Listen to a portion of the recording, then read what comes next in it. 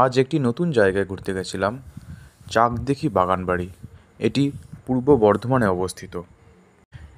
এখানে আপনারা হাওড়া থেকে ট্রেন ধরে গুড়াপ স্টেশনে নেমে টোটো বা লোকাল যে কোনো ট্রান্সপোর্ট নিয়ে আধ ঘন্টার মধ্যে পৌঁছতে পারেন।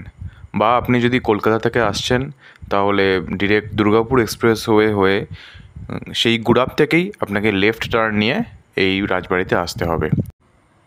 এই বাগানবাড়িটি মূলত সিংহরায় জমিদারদের উদ্যান আশ্রয়স্থল বা বাগানবাড়ি ছিল। সিংহরায় পরিবার তাদের বংশকে রাজপুত বলে দাবি করে। কথিত আছে যে সেই আকবরের সময়কার 10 হাজারি মনসবদার হিসেবে মান সিংয়ের সাথে বাংলায় এসেছিলেন এই সিংহরায় পরিবার।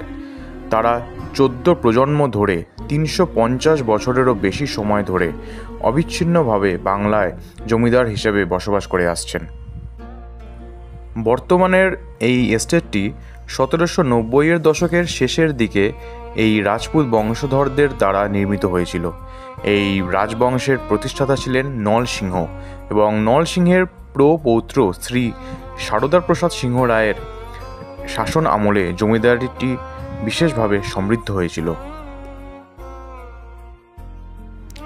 যেহেতু এই জমিদার বাড়িটি ব্রিটিশ শাসনকালে নির্মিত, সেই জন্যে ভিক্টোরিয়ান আর্কিটেকচারে এটাকে তৈরি করা হয়েছে।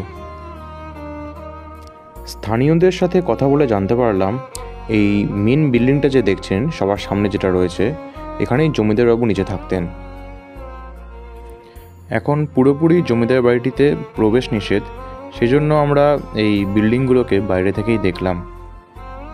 সারদা প্রসাদ সিংহ রায়, যার শাসনকালে এই জমিদার বংশ সবথেকে বেশি সমৃদ্ধি লাভ করেছিল, তারপরে আসেন তার পুত্র ললিত মোহন সিংহ রায়, তারপর রায় বাহাদুর নিত্যানন্দ সিংহ রায়, বিজয় প্রসাদ সিংহ রায়, লীলা মোহন সিংহ রায় এবং কমলা প্রসাদ সিংহ রায়।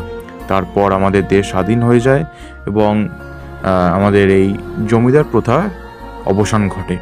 কিন্তু কমলা প্রসাদ সিংহ রায়ের ছেলে অম্বরীশ সিংহ রায়, তিনি আজও জীবিত এবং তিনি কলকাতায় বসবাস করেন। পণ্ডিত ঈশ্বরচন্দ্র বিদ্যাসাগর এই জমিদার সারদা প্রসাদের খুবই ঘনিষ্ঠ ছিলেন এবং বিদ্যাসাগরের অনুপ্রেরণায় সারদা প্রসাদ একটি ফ্রি স্কুল স্থাপিত করেছিলেন এই চকদিঘিতেই 1857 সালে। এই যে বিল্ডিংটি দেখতে পাচ্ছেন, এটা ছিল অন্দরমহল। এখানে পরিবারের মহিলারা থাকতেন। এটি মেন যে বিল্ডিং ঠিক তার পিছনেই অবস্থিত।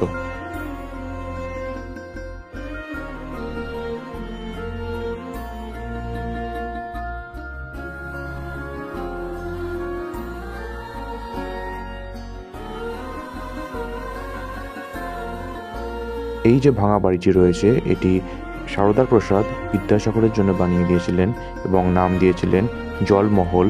এখানে বিদ্যাসাগর ছাত্রদের পড়াতেন।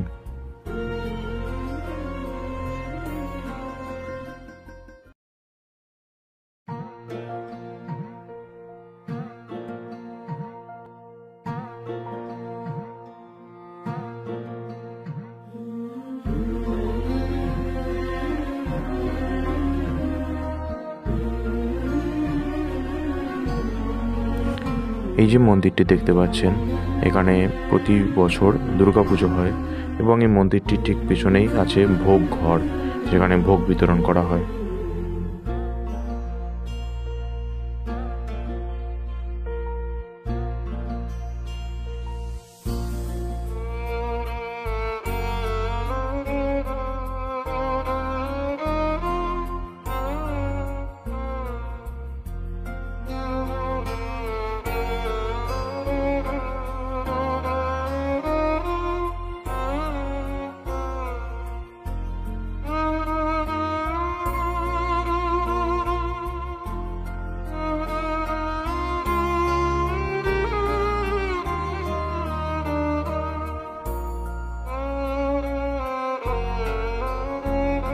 আজকের ভ্রমণ এখানেই শেষ। কেমন লাগলো নিশ্চয়ই কমেন্টে জানাবেন।